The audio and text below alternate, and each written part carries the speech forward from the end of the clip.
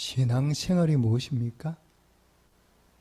간단히 말하면 우리가 살아가는 모습, 예수 믿는 사람들이 살아가는 모습을 우리가 뭐라고 얘기하느냐? 신앙생활 한다. 이렇게 얘기를 합니다. 우리가 신앙생활 하면 제일 먼저 중요한 게 신앙 고백이죠. 주여, 이렇게 우리가 주님을 부르는 것. 이것도 신앙 고백이고 신앙생활입니다. 이것도 많지만 이렇게 주여 부른다고 우리의 신앙생활의 전부가 아니라는 것은 여러분 잘 알고 계십니다. 우리 신앙, 믿음의 대상이 누구냐? 바로 하나님이죠. 그러므로 믿음과 신앙은 누구하고 관계가 있냐? 사람들하고도 관계가 있습니다. 왜 그렇습니까? 신앙생활이 바로 뭐냐? 하나님 사랑, 이웃 사랑이거든요. 그러니까 신앙생활이라는 게 하나님만을 얘기하는 게 아니라 이웃과의 관계도 얘기하게 되어 있습니다. 그러나 주된 내용은 바로 뭐냐? 하나님이죠. 신앙생활이 뭐냐 그러면 하나님과 나와의 관계, 이걸 우리가 뭐라고 얘기하느냐? 신앙생활이다, 이렇게 얘기를 하는 겁니다. 그래서 신앙생활을 잘한다는 얘기는 하나님을 내가 바르게 알고 하나님과 나와 관계가 잘 맺어져 있다, 이걸 우리가 뭐라고 하냐? 신앙생활을 잘한다, 이렇게 얘기하는 거죠. 그러면 내가 하나님과 올바른 관계를 맺고 신앙생활 잘하려면 뭐가 필요하느냐 그러면 하나님이 어떤 분인가를 내가 먼저 알아야 돼요. 하나님이 어떤 분인가를 제대로 모르고 내가 하나님을 믿으면 그 신앙생활이 잘못된 거죠. 왜 많은 사람들이 이단에 끌려갑니까?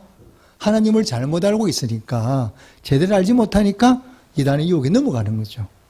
하나님이 제대로 알면 누가 뭐라 그래도 내 믿음이 흔들리지 않거든요. 그런데 하나님에 대해서 내가 제대로 알지를 못하고 있으니까 누가 이렇게 말하면 그런가? 하고 우리가 그쪽에 귀를 기울이다 보니까 믿음을 잃어버리게 되는 거죠. 그래, 신앙생활을 잘하려고 하면 제일 중요한 게 바로 뭐냐? 하나님을 바르게 아는 거예요. 하나님이 어떤 분이지? 내가 믿음의 대상이라고 말하는 그 하나님이 어떤 분인가를 바르게 알아야 돼요. 그럼 하나님을 알려고 하면 이러면 어떻게 됩니까? 내가 어떻게 하나님을 알아? 이렇게 물어보면 내가 직접 하나님을 만나봐야 돼.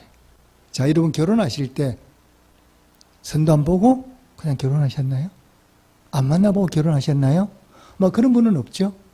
적어도 내 신랑의 얼굴이 어떻게 생겼는지, 성품이 어떤지, 내가 시집을 가면 나를 굶기지는 않을 건가, 이런 거 나름대로 다 이렇게 보고, 지켜보고, 만나보고, 얘기 들어보고, 그 다음에 마음속에 저 정도면 내가 결혼해도 되겠구나, 이렇게 결혼했지, 얼굴도 한번 안 보고 아무것도 모르고 그냥 무조건 결혼하고 이러지는 않았을 거라는 거예요. 그럼 우리가 어떻게 하나님을 알 수 있어요? 만날 수 있어요?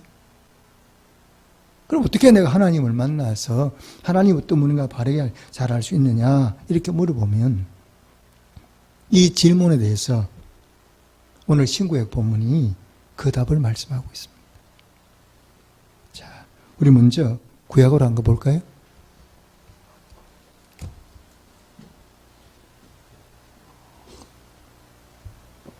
오늘 구약의 본문의 주인공이 아브라함입니다. 우리가 잘 알고 있는 믿음의 조상이라고 하는 아브라함이죠. 하나님이 어느 날 아브라함에게 찾아오셨어요. 창세기 12장에 보면 오늘 예배 말씀 읽었죠? 여호와께서 아브라함에게 이르시되 내 본토 친척 아비 집을 떠나라, 이렇게 말씀하거든요. 어느 날 하나님이 아브라함에 찾아오셔서 말씀을 하는데 뭐라고 말씀하느냐? 떠나라, 이렇게 말씀하세요. 내 본토 친척 아비 집을 떠나라는 거죠. 자, 이게 나무 얘기니까 그러려니 하죠. 근데 어느 날 하나님 나에게 찾아오신 거예요. 나에게 찾아오셔서 뭐라고 말씀하나? 아무 말씀도 안 하고 그냥 이렇게 말씀하세요. 내가 보고 예를 들어서 너 아프리카로 가, 이렇게 말씀하셨어요. 자, 그럼 여러분 아프리카 갈 수 있습니까? 한번 솔직히 얘기해 보십시오. 오늘 갑자기 날아와서 뜬금없이 나보고 아프리카로 가라는 겁니다. 그리고 그게 끝이에요.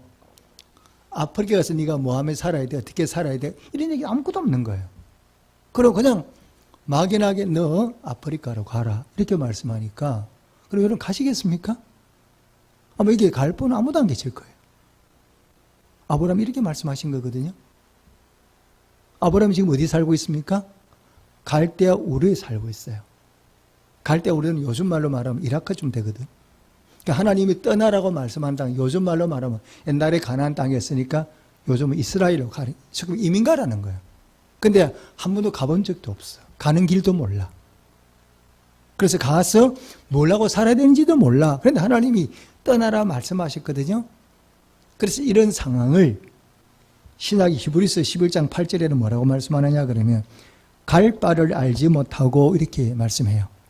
갈 바를 알지 못하고 떠났다는 거예요. 여러분 대단하지 않습니까? 자, 그러면 아브라함이 이렇게 떠나려면 아브라함이 뭐가 필요해요? 결단이 필요하죠. 떠나야 되겠다. 결단 없이는 못 떠나잖아요. 아브라함이 이렇게 하나님의 말씀을 듣고 결단했다는 거예요. 떠났다는, 결단하고 떠난 거죠. 자, 오늘 제가 여러분들에게 말씀드리고 싶은 게 바로 뭐냐? 선택과 결단이에요. 그러면 선택은 뭐고 결단은 뭐야? 그럼 뭐가 선택이고 뭐가 결단이죠? 굉장히 차이가 나요. 언론대로 보면 선택하는 것과 결단하는 게 별로 차이가 안 나는 것 같은데 따져보면 어마어마한 차이가 납니다. 우리는 대부분 일생을 사는 동안 뭐냐? 선택하며 살거든요. 자, 엄마들은 오늘 저녁에 또 반찬 뭐 해야 되지? 고민해. 선택하죠. 여자들이 옷을 어디 가서 누구 집에 옷을 사야 되나? 위장은 어디 가서 머리를 해야 되나? 이게 늘 날마다 선택하며 살아가요. 우리 인생이라는 게 선택 연속이거든요. 자, 그러면 선택과 결단이 어떤 차이가 나는가를 오늘 구약의 본문이 우리에게 잘 보여주고 있습니다. 자, 어떤 내용입니까? 자, 아브람과 롯이 함께 살았거든요. 가축이 점점 많아져. 그러니까 이제 다투는 거야. 땅이 좁으니까. 이걸 지켜보던 아브람이 어느 날 롯을 불렀어요. 안 되겠다. 너희 집 목자, 우리 목자가 다투니까 떨어져 살자. 네가 동쪽을 하면 내가 서쪽을 하고 네가 남쪽을 하면 내가 북쪽을 하겠다. 이렇게 얘기를 했어요. 그랬더니 롯이 삼촌 그럴까요? 하고 뿅 둘러봤어요. 둘러보니까 어디가 기름져 보여요? 요단 땅. 소돔과 고모라 땅이 훨씬 더 기름져 보이거든요. 그러니까 롯이 뭐라고? 삼촌 저는 저리 갈게요. 하고 요단 동쪽으로 떠났어요. 이게 바로 뭡니까? 선택입니다. 결단은 뭐예요? 자, 아브라함이 롯을 부르기 전에 마음에 작정을 했어요. 떨어져 사야 되겠구나. 그러면 어떻게 해야 돼? 롯에게 내가 뭘 줘야 되겠다? 선택권을 줘야 되겠다. 내 조카에게 먼저 네가 마음에 드는 쪽을 택하라고 얘기를 해야 되겠다 하고 마음에 작정을 하고, 작정이 결단이죠. 결단하고 난 뒤에 얘기를 했어요. 어느 것이 네 마음에 드느냐, 드는 쪽을 택해라 하고 우선권을 준 거야. 그러니까 롯은 뭐냐, 둘러보고 마음에 드는 쪽만 쏙 선택해서 간 거죠. 아브라함은 선택권을 갖는 게 아니라 선택권을 놓았어요. 요즘 말로 말하면 마음을 비우는 거죠. 이게 바로 뭐냐? 결단이에요. 선택은 뭐냐? 내 눈에 좋은 것을 택해가는 것. 이것이 바로 뭐냐? 선택인 거예요. 자, 믿음의 조상 아브라함은 우리가 성경을 살펴보면요, 결단의 연속이에요. 하나님이 아브라함에게 찾아오셔서 갈 때 우리를 떠나라, 내 본토 친척 아버지를 떠나 그럴 때 이게 정말 떠나기 어려운 일인데 결단하잖아요. 가나안 땅 가본 적이 없어. 그래 가다가 어떤 일이 벌일지도 몰라. 그런데 아브라함이 떠난 거죠. 요단달에 와서도 그 롯에게 먼저 선택을 줘버리잖아요. 네가 선택하고 남으면 내가 하마. 결단하죠. 그 다음 세 번째는 우리가 잘 아는데 이삭을 바치는 장면이잖아요. 이삭을 바치는 장면은 이거하고는 질이 달라요. 하나밖에 없는 독자 이삭을 그것도 내 손으로 칼로 쳐 죽여야 돼. 불로 태워야 돼. 너무너무너무 무서운 말씀을 하나님이 하신 거예요. 여러분 자녀 바칠 수 있습니까? 이게 바칠 수는 아무도 안 계실 거예요. 그런데 아브라함은 어떻게 합니까? 결단해서 뭐 하는 겁니까? 내놓잖아요. 죽이라고 하잖아요. 모리산까지 가서 칼로 사정없이 내리치려고 할 때 하나님이 아브라함에게 뭐라고 말씀하세요? 아브라함 하나님이 얼마나 놀랐는지 그 성경 읽어보면 하나님이 감동받는 장면이 그대로 느껴져요. 전율이 느껴져요. 하나님이 얼마나 감동을 받는지. 됐다. 이제 됐다. 네가 나를 얼마나 사랑하는지, 네가 얼마나 나를 경외하는지 알겠다. 그러면 하나님이 아브라함에게 복을 막 부어주잖아요. 우리가 언제 하나님을 만나게 되느냐, 언제 하나님 음성을 듣게 되느냐 이렇게 물어보면 내가 결단할 때, 오늘 본문도 그렇잖아요. 아브라함이 결단해서 선택권을 롯에게 주잖아요. 주고 나니까 어떤 일이 벌어집니까? 자, 13장 14절 15절 16절 우리 석절. 자, 여러분이 먼저 14절 한번 읽어보십시오. 시작.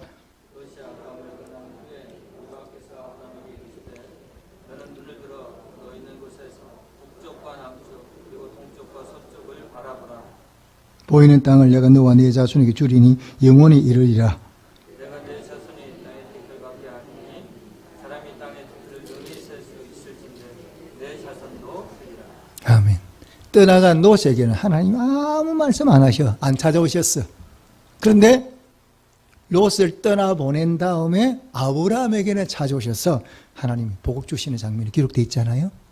우리가 언제 하나님을 만나느냐, 언제 하나님 음성을 듣느냐 이러면 그건 뭐냐? 내가 결단했을 때, 내가 결단하고 하나님의 말씀을 따라갔을 때 그때 하나님이 자신을 우리에게 보여주시고 능력을 나타내 보이시고 음성을 들려주시는 거예요. 이런 결단을 성경에서 뭐라고 말씀하느냐? 이것을 믿음이라고 그래요. 뭐가 믿음이라고요? 이런 것을 믿음이라고 얘기하는 거예요. 주여, 이게 믿음이 아니에요. 성경에 나오는 주인공들은 하나같이 뭐 하는 사람들이냐? 다 결단의 사람들이에요. 예를 들어 볼까요? 다니엘 보십시오. 포로로 잡혀갔어요. 그러니까 음식이 참 좋아. 왕에 먹는 음식을 그대로 먹는 거예요. 그런데 문제가 있어요. 이 음식이 우상에 드린 제물이거든. 그러니까 이걸 알고는 먹을 수가 없는 거죠. 그러니까 다니엘이 뭐라고 말합니까? 나는 이 음식 먹지 못하겠다. 다른 거 먹게 해주세요. 화관쟁이 뭐라고? 안 된다. 네가 다른 거 먹고 물과 야채만 먹다가 네 얼굴이 나빠지면 내가 왕 앞에서 목이 잘리게 될 텐데 그렇게 못해. 그러니까 다니엘은 물러서지 않지 않습니까? 좋습니다. 그러면 10일 동안만, 열흘 동안만 나에게 물과 야채를 먹게 주십시오. 물과 야채를 먹고 내 얼굴이 다른 아이들보다 못하면 그때는 왕의 지미를 먹겠습니다. 10일 동안 결단하고 물과 야채만 먹잖아요. 결과 먹었습니까? 성경에 그렇게 기록되어 있죠. 더욱 아름답고 살이 더욱 윤택해서 더 좋아 보인다 그랬어요. 결단했더니 뭐 했어요? 하나님이 다니엘과 함께 하잖아요. 다니엘을 도와주시잖아요. 자기를 보여주잖아요. 우리가 언제 하나님을 만나느냐? 하나님 아무 때나 우리 그렇지 않습니다. 하나님의 살아계심을 우리가 언제 만나느냐? 언제 은혜를 경험하느냐? 내가 이런 결단을 할 때 하나님 내게 자신의 능력을 우리에게 눈앞에 보여주세요. 내가 경험하게 만들고 깨닫게 만드셔요. 신약의 예수님의 제자들이 어떻게 예수님의 제자가 됩니까? 자, 한번 신약 한번 돌아보시죠.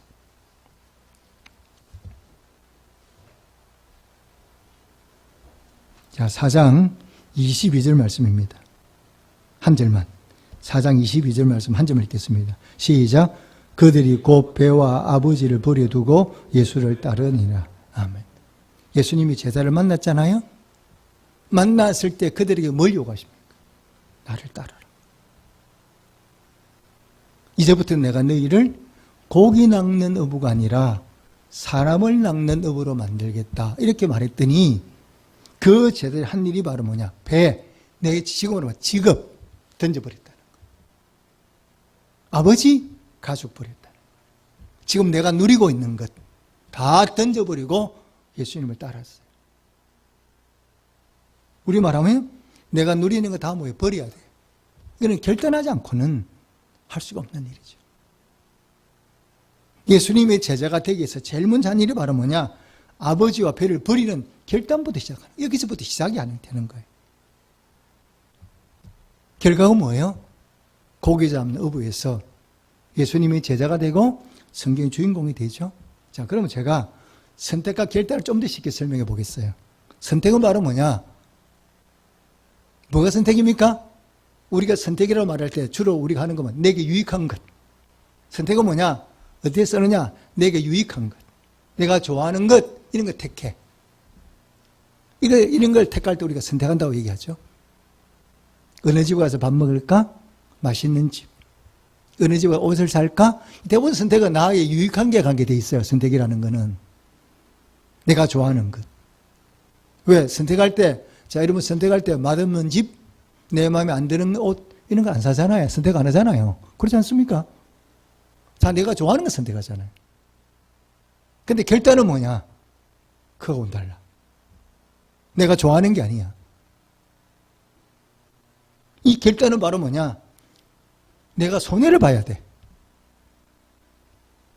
아브라함, 본토 친척 아비 집을 떠나야 되죠. 아들 바쳐야 되죠. 내가 선택은 내가 먼저 롯에게 줘야 되죠. 이렇게 되기 위해서 뭐가 필요한 거예요? 결단이 필요한 거죠. 왕의 진미? 맛이잖아요. 물과 야채는 맛없어. 내게 유익이 안 돼. 이걸 선택하는 게 바로 필요한 것이 결단이거든요. 룻기에 나오는 룻을 보십시오. 룻이 어떻게 합니까? 나오미가 고향으로 돌아갈 때 두 며느리 얘기하지 않습니까? 내 친정으로 돌아가라.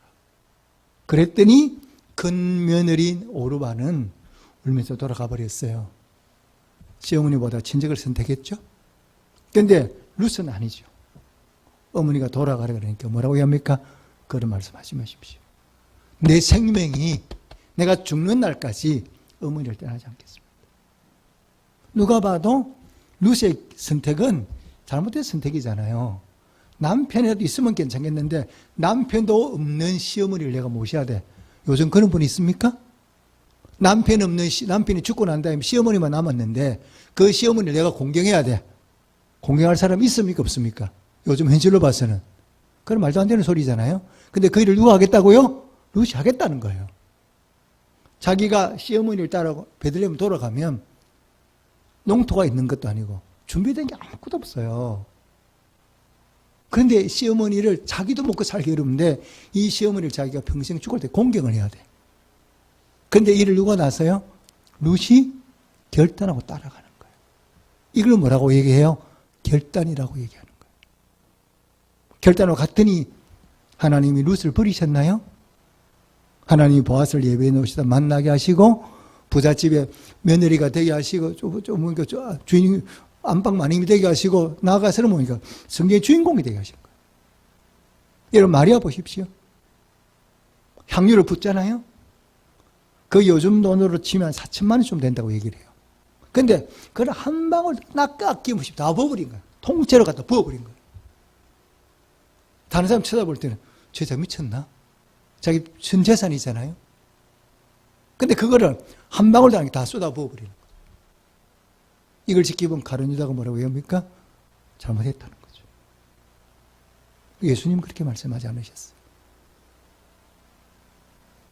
내 장례를 준비했다. 이 여자 행한 일은 복음이 전파되는 곳마다 함께 전파될 거다. 예수님의 말씀이에요. 이게 바로 결단이고 이런 결단이 가져오는 그것이 바로 뭐냐? 믿음이라는 거예요. 살아있는 믿음을 얘기하는 거죠. 이런 믿음의 결단들이 하나님을 만나는 거예요. 그때 하나님 우리를 만나주죠. 그리고 하나님이 자신을 드러내 보여주시고 하나님 능력을 보여주시는 거예요. 자, 제가 책을 읽는데 이런 구절이 가슴에 딱 와 박혔어요. 예수를 잘 믿는다는 것은 성경의 밑줄을 긋는 것이 아니라 삶의 밑줄을 긋는 것이다. 이렇게 말했어요. 자, 제가 이제 성경 보니까 여러분 빨간 밑줄 꺼놨잖아요. 여러분 성경에도 아마 밑줄 꺼놨을 거예요. 근데 예수를 잘 믿는 믿음이라는, 신앙이라는 것은 성경의 밑줄을 끊는 것이 아니라 어디다 밑줄을 끄라고요? 내 삶의 자리에 밑줄을 끄라는 거예요. 무슨 말씀입니까? 아멘하고 말씀을 들었어. 밑줄을 껐는데 집에 돌아와서는 새까맣게 잊어버렸어. 그리고 그 말씀 생각지 하지 않고 그 말씀대로 살겠다고 결단도 없어. 그냥 또 그렇게 사는 거죠. 성경의 밑줄 아무리 꺼도 별 의미가 없는 거죠. 살아있는 신앙은 성경의 밑줄 끊는 것도 중요하지만 내 삶의 밑줄을 끊는 거예요. 그리고 그 밑줄대로 사는 거예요. 힘쓰는 거예요. 여러분 신앙이 어떻습니까? 우리 신앙이 밑줄만 끊지 내 삶의 밑줄을 끊는 경우는 끊지 않을 참 많거든. 그러니까 하나님을 만날 수가 없는 거예요. 예수를 10년, 20년, 30년, 50년을 믿어도 한 번도 예수님을 제대로 만난 적이 없어. 하나님 어떤 분인가 잘 몰라.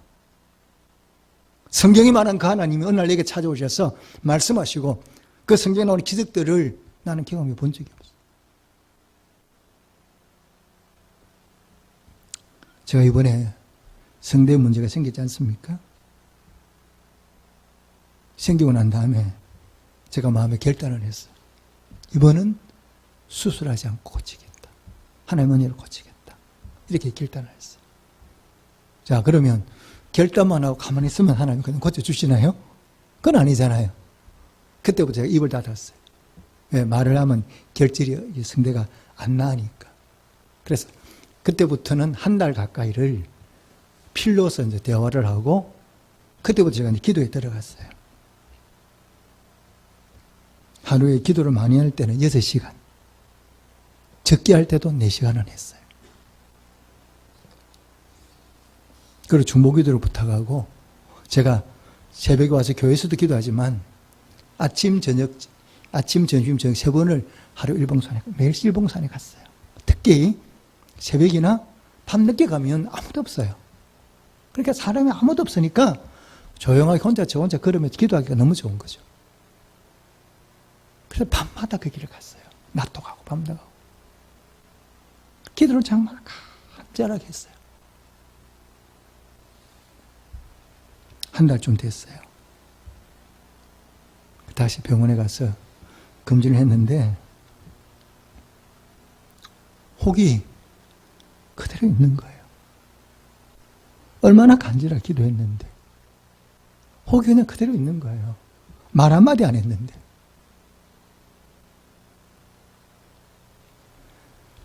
마음이 얼마나 힘이 드는지 제가 그냥 마음을 내려놔 버렸어요. 언제까지 기다려야 되나. 교인들한테는 미안하고.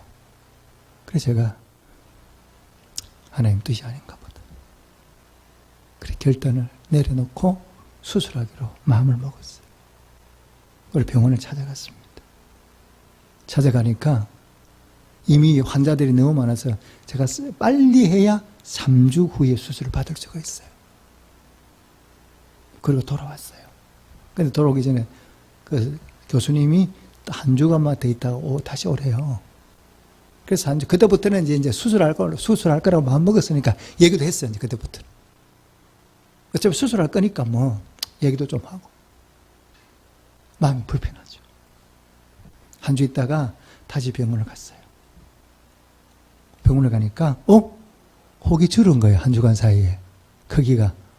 딱 그걸 보는 순간, 다시 기도해야 되겠다. 이런 용기가 힘이 생겼어요. 그래서 하나님께 죄송하다고 말씀드리고, 근데 몇 주 남았어요? 2주 남았잖아요. 2주 동안에 더 열심히 기도한 거예요. 고쳐달라고. 근데 이제 내일이면 제가 이제 이 병원에 가서 오라는 날짜에, 내일이면 내가 오라는 날짜에 병원에 가는 날인데, 혹이 얼마나 줄었나 궁금해서 제가 병원 가기 전에 동네 병원에 가봤더니, 혹이 그대로 있는 거예요. 그럼 뭐 해야 돼요, 이제? 내일 입원해서 수술을 받는 것밖에 안 남았잖아요. 그래서 제가 이제 미리 병원 가기 전에 수술 받을 생각을 받아야 되니까, 혹이 안 사라졌으니까 수술 준비를 다 해서 제가 병원을 갔어요.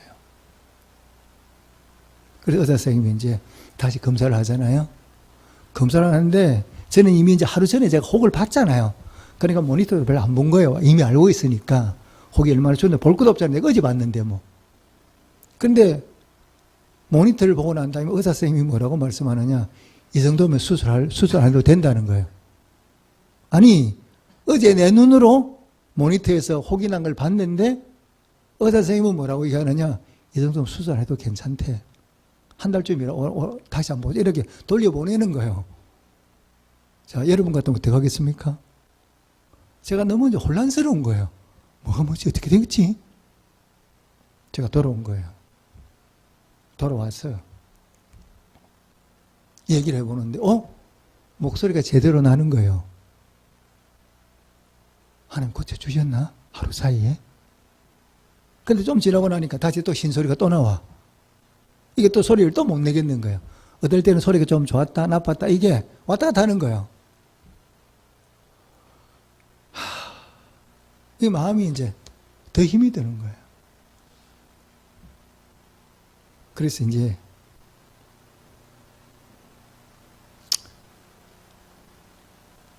어떻게 해야 되나.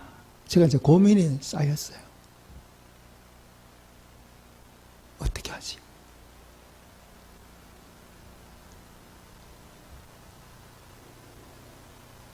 그리고 이제 이제 갔다 온 다음에 목소리가 나고 이제 이렇게 제가 좋다 이렇게 해서 이제 병원에 가기 전에 제가 또다시 검사를 하면 바로 검사를 갔어요. 왜? 소리가 나다 말 때 이렇게 하니까. 다시 병원에 가니까 혹이 더 커진 거예요. 그래서 제가 정말로 이제 뭘 어떻게 해야 되나. 수술을 받는 것 외에는 방법이 없죠. 근데 수술은 안 받고 싶어요. 근데 제가 좀 이렇게 진료를 받고 싶은 선생님이 한 분 계셨어요.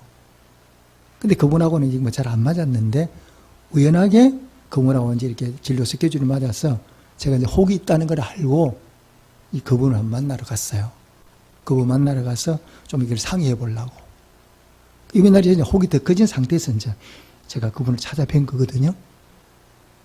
찾아뵙고 이제 그분하고 좀 이렇게 치료에 관한 얘기를 좀 나눠보려고. 가기 전날 제가 그래서 하나님, 내일은 의사 선생님 만나러 가는데요. 이랬으면 좋겠습니다. 혹이 딱 사라졌으면 좋겠고요. 그분에게 음성 치료를 좀 받았으면 좋겠고요. 그분은 내가 잘 모르는데 그분이 예수 믿는 분이 있으면 좋겠어요. 이렇게 얘기를 했어요. 기도를 했어요. 그리고 그 다음날 이제 그분을 만나러 병원에 갔어요.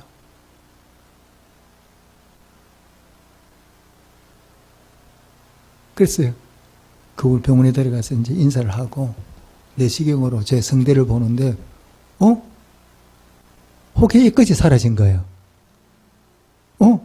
지난 일주일 전에 제가 확인을 했거든요. 혹이 더 커진 것을 내 눈으로. 근데 일주일 만에 갔는데, 성대인데 내 성대잖아요. 내 눈에 보이니까. 내 성대인데 혹이 하나도 없어진 거예요. 우리 집사람이 놀래가지고, 할렐루야. 하나님이 언제 고쳐주신지 모르겠어요. 일주일 사이에 성대가 깨끗하게 혹이 사라져버린 거예요. 그리고 그 의사 선생님이 예수를 믿는 분이에요.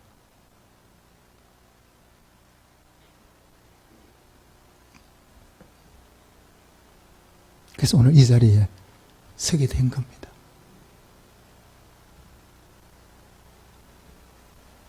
제가요, 기도를 했잖아요. 처음에는 어떻게 기도했느냐?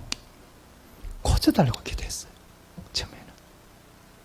고쳐달라고 기도했는데, 시간이 지나니까 이게 어떻게 변하느냐? 고쳐달라고 기도도 하긴 하는데 그거는 제일 뒤로 밀리고 뭐부터 하느냐? 어느 날부터는 하나님이 내 죄를 생각나게 만드는 거예요. 그래서 그때부터는 하는 일이 뭐냐? 죄만 고백하는 거예요. 내 죄만 고백하는 거예요. 하나님 앞에 내가 하나님 말씀대로 살지 못한 건 하나님 다 이렇게 생각, 그게 하루만 생각나게 하니까 매일매일 생각나게 만드는 거예요.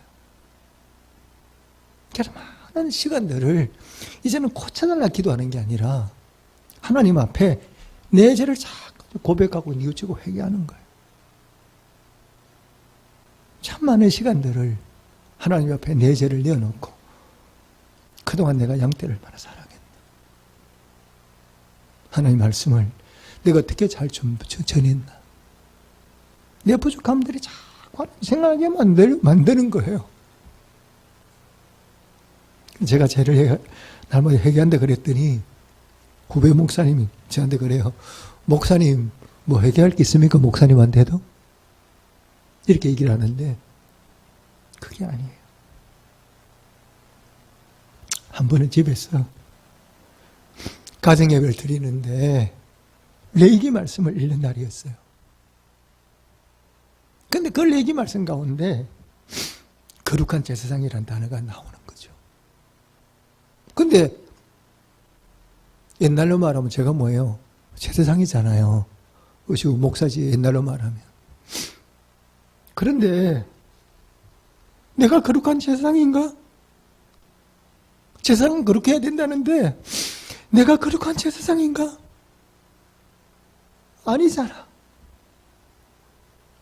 나는 거룩한 제사장이 아니잖아.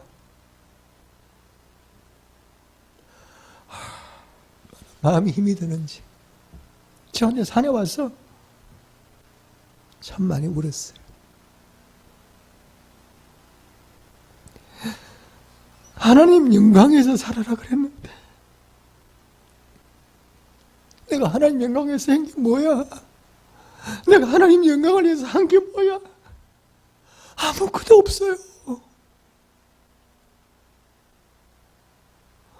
하나님 영광에 살아라고 말씀하셨는데 내가 뭐하며 사는 거야?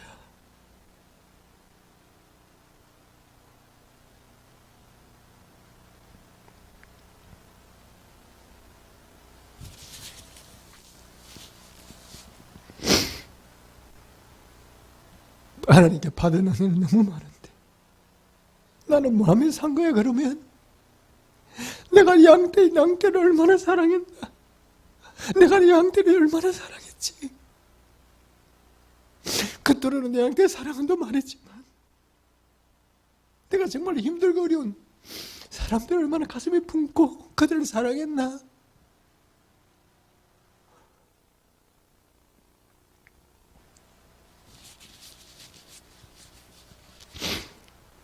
말씀을 전할 때 내 생명을 던져서 말씀을 전했나?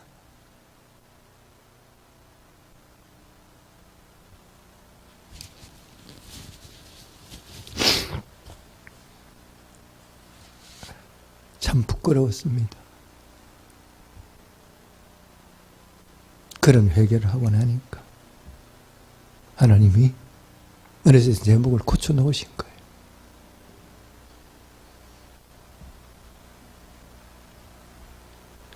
우리는 예수를 믿는다 말하면서도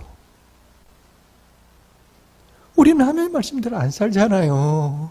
내 필요한 것, 내가 좋아하는 것, 원하는 것만 하지. 하나님 말씀대로 순종하려고 노력 안 하잖아요.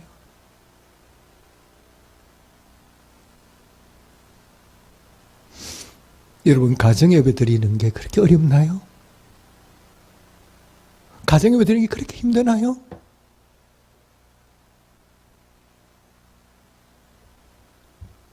근데 그거 하나 제대로 못 하잖아요.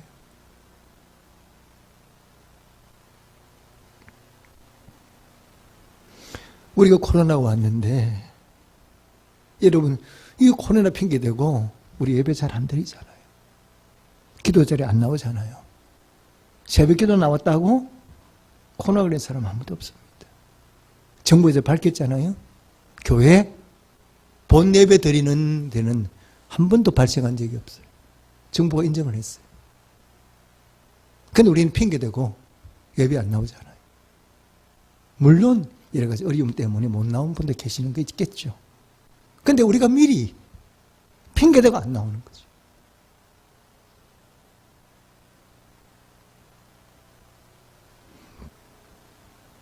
여러분 가족과의 관계를 어떻게 맺고 있습니까? 정말 내 남편을, 내가 내 아내를 관계를 점검해 봅니까?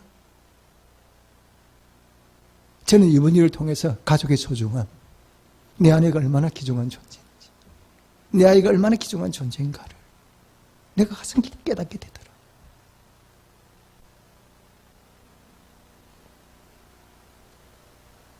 직장에 가서 우리가 예수를 믿는 우리가 말하는데 얼마나 하나님 영광을 위해서 살았나. 우리는 지금도 내가 손해보지 않으려고 하잖아요. 근데 내가 손해볼 수 있잖아요. 손해보면요, 누가 채워주시느냐? 하나님이 채워주신다는 사실을 믿으시기를 주님의 축복합니다. 근데 우리는 내가 손해보지 않으려고 하니까 하나님이 채우는 걸 경험하지를 못하는 거예요. 왜? 내 욕심대로만 사니까.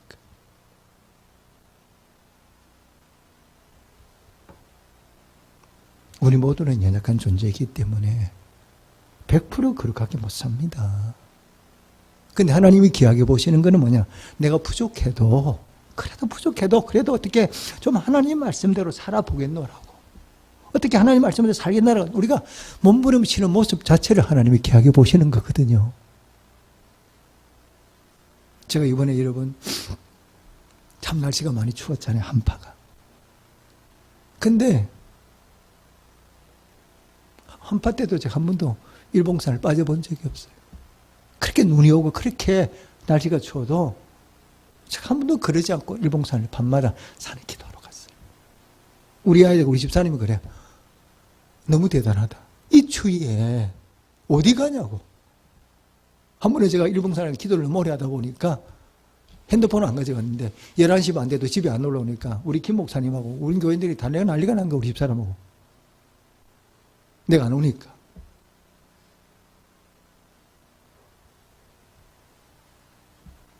그런데 참 재미있는 거는요,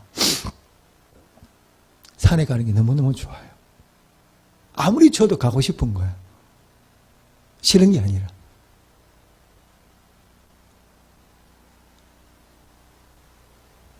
하나님을 사랑하며 어디 가든지 하나님 우리와 함께 하십니다. 그곳이 천국이 됩니다.